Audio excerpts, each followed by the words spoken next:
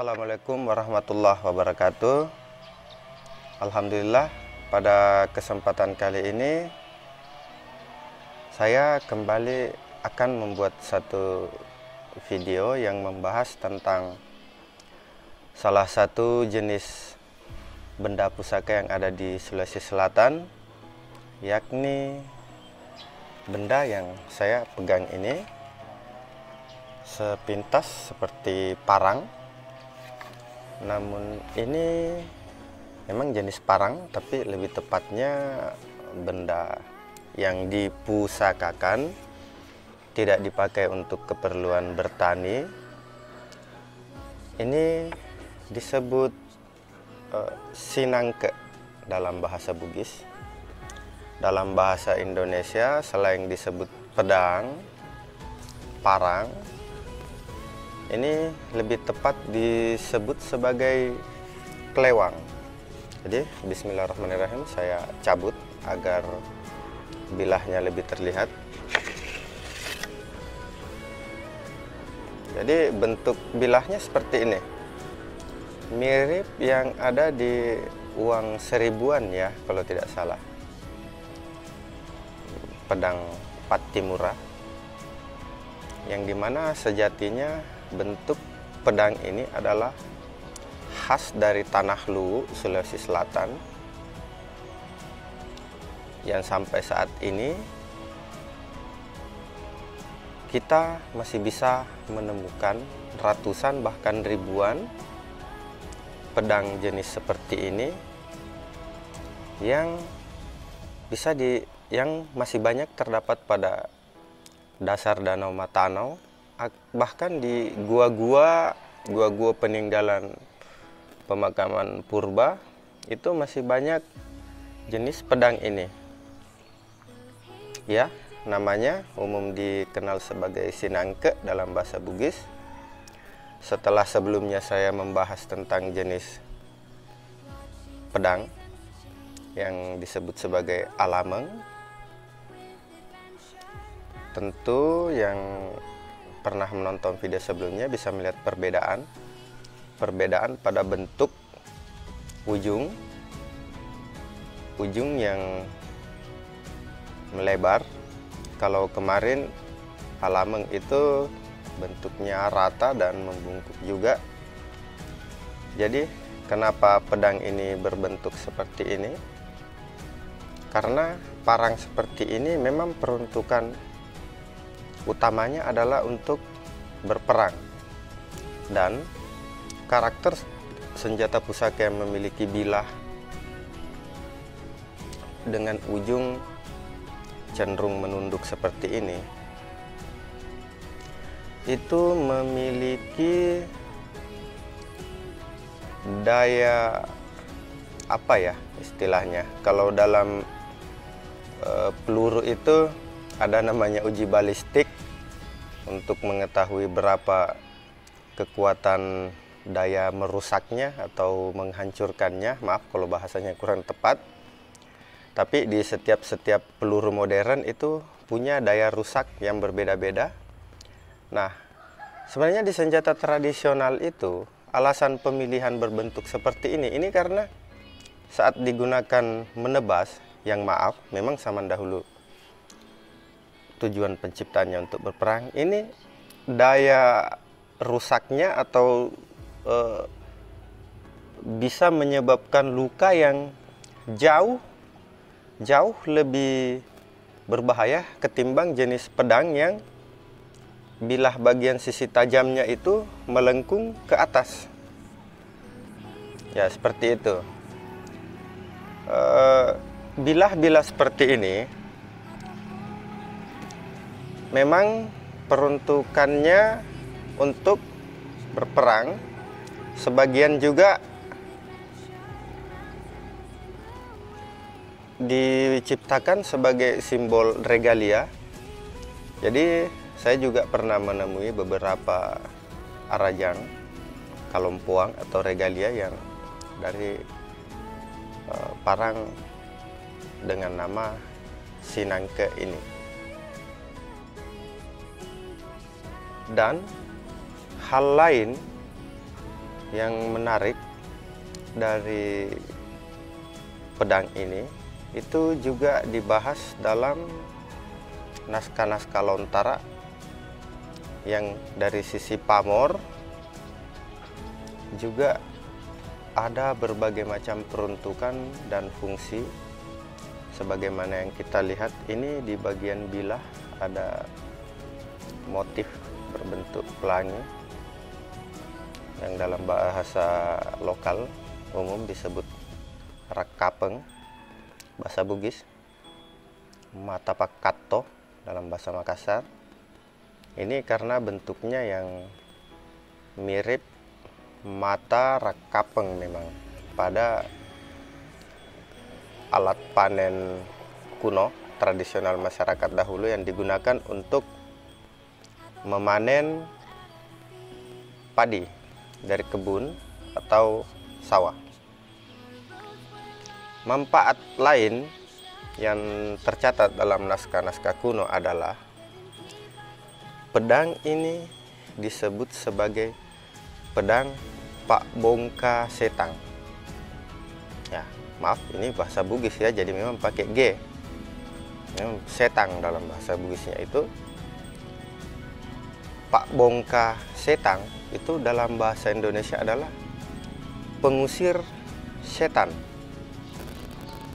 Nah, saya teringat waktu masih kecil dulu, nenek saya senantiasa menggantung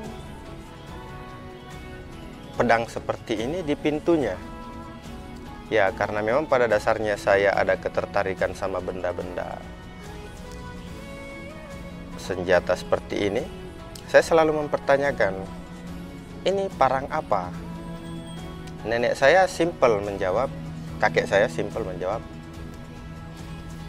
itu dalam bahasa Bugis disebut bangkung Pak Beta Setang, dia bilang.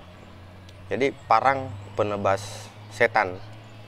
Ya, awalnya saya berpikir itu hanya candaan, tapi ternyata setelah membaca literatur, ternyata salah satu tujuan pedang ini memang disebut sebagai Pak Bongka Setang atau pengusir setan, yang dimana menurut kepercayaan umumnya masyarakat Bugis itu menganggap ketika benda ini disimpan di pintu, maka makhluk-makhluk halus dari golongan negatif itu tidak bisa masuk sebebasnya di depan, di dalam rumah kita.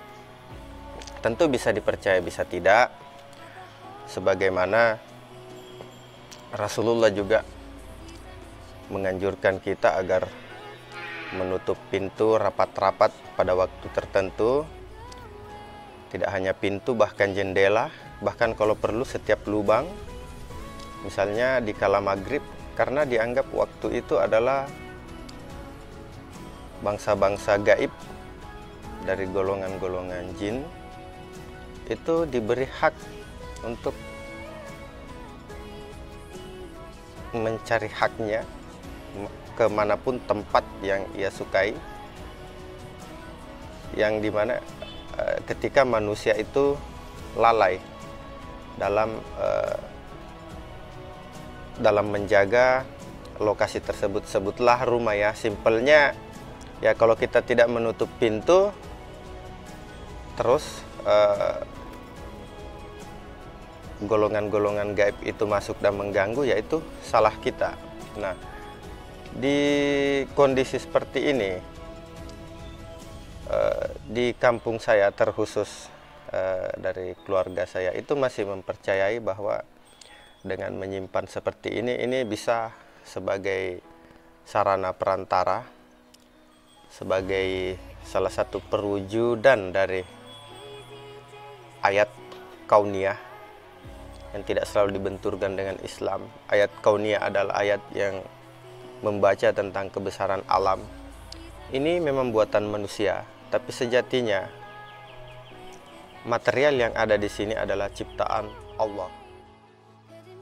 Jadi material yang ada pada bilah pusaka ini pastinya adalah ciptaan Allah dari logam, yang sudah sering dibahas, yang terdapat dalam surat Al-Hadid. Apalagi terkhusus yang seperti ini itu rata-rata dari orang menyebutnya pamor batu dari bahan meteorit yang memang memiliki fungsi tertentu, bisa percaya bisa tidak.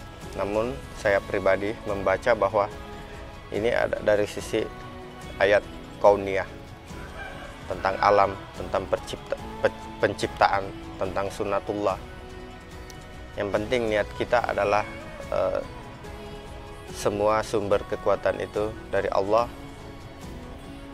yang lainnya hanya perantara ciptaan yang Allah titipkan energi-energi tertentu. Jadi pedang ini juga banyak dipercaya ketika disimpan di dalam rumah itu tidak memudahkan gangguan-gangguan makhluk tertentu, termasuk ada yang meniatkan menyimpan untuk menghalangi beredarnya wabah atau masuknya wabah, karena sejatinya juga kebanyakan wabah-wabah penyakit itu dikendalikan oleh gaib, yang dimana kita tidak perlu repot menyalahkan. Semua ciptaan Allah, semua berjalan pada kapasitasnya, batasannya.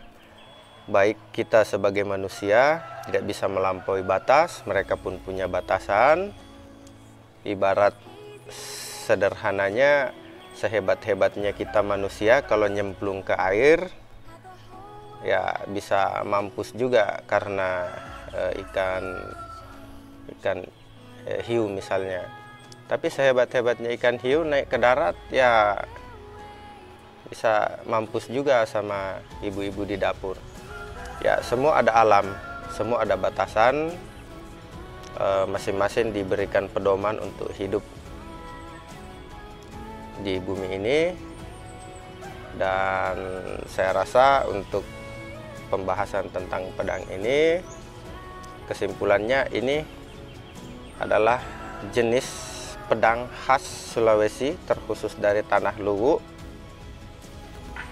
Mirip pedang Pattimura, tapi pedang yang digunakan Pattimura pun adalah pedang dari tanah Luwu. Itu masih bisa dijumpai saat ini.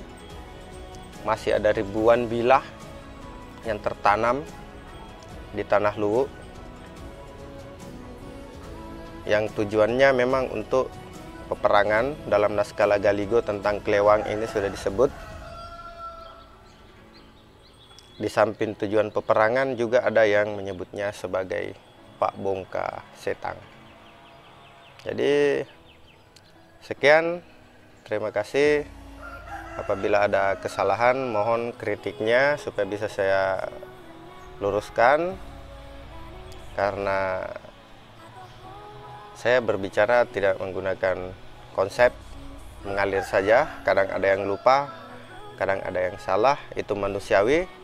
Tapi ketika dipublikasikan seperti ini, itu bisa fatal kalau saya menyampaikan informasi yang salah. Jadi tetap saya memohon kritiknya jika ada memang kesalahan.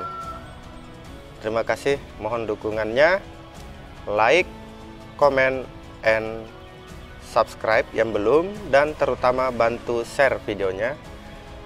Semoga karena itu adalah feedback bagi kami agar lebih semangat untuk membuat video-video selanjutnya. Terima kasih. Assalamualaikum warahmatullahi wabarakatuh.